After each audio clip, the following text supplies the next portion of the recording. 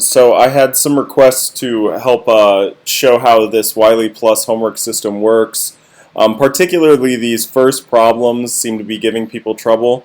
And I've kind of figured out why. There is a little bit of a trick that I think you guys should be explicitly aware of here.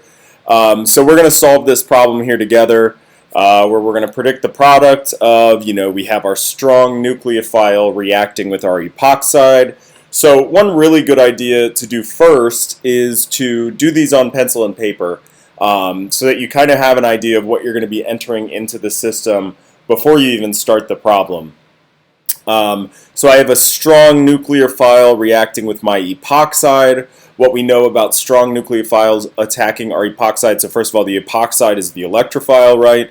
And in particular, the less sterically hindered carbon, so this one over here is going to be the one that gets attacked. Okay, I think the thing that's tripping people up the most about this is this line here of include lone pairs and charges in your answer, because that's what's missing from our structure that's really going to kick things off. Whoa. Okay, sorry. Get rid of these warnings. Okay, so we have this carbanion here. We have this benzene with this negative charge.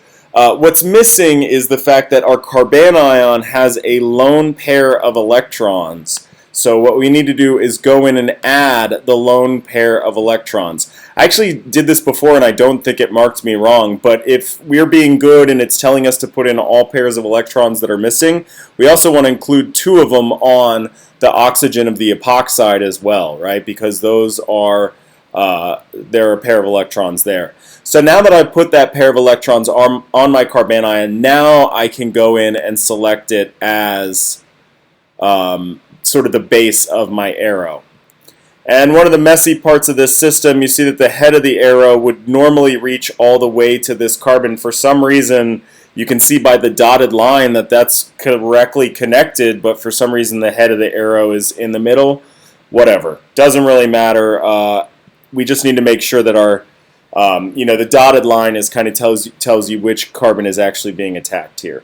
So this would be the correct kind of first step of this reaction here. Again, the tricky part is that before you can even draw this one arrow in, you need to put that lone pair of electrons on that carbanion. Okay, now we're going to draw our product. So